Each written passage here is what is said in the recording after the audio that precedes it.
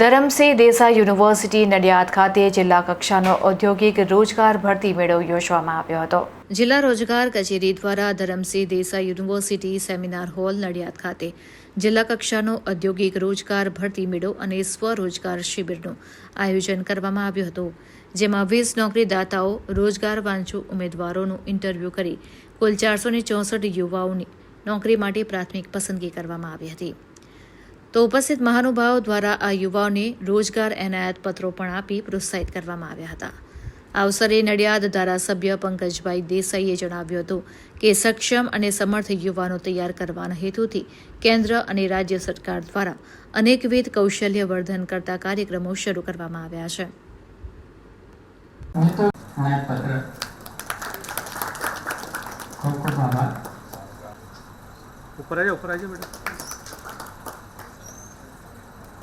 हेरित कुमार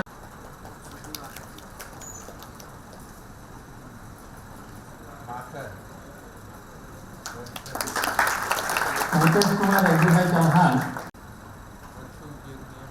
मत मिलानी बेन निलेशभाई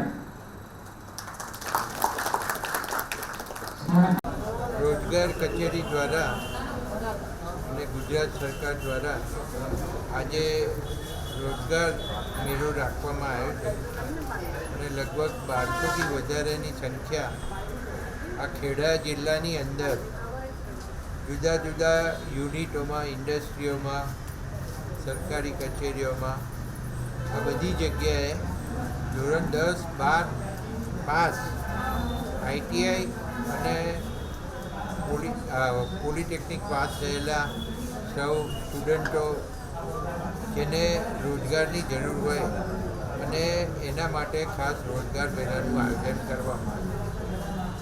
રોજગાર અધિકારી દ્વારા ખૂબ સુંદર રીતે અહીંયા આયોજન કર્યું છે અને લગભગ આખા જિલ્લામાંથી જ્યારે 1200 યુવાનો યુવતીઓ રોજગારી માટે આવે એ ખૂબ મોટી વાત છે અને આ બધાને આજે કંઈક ને કંઈક રોજગાર મળવાનો છે।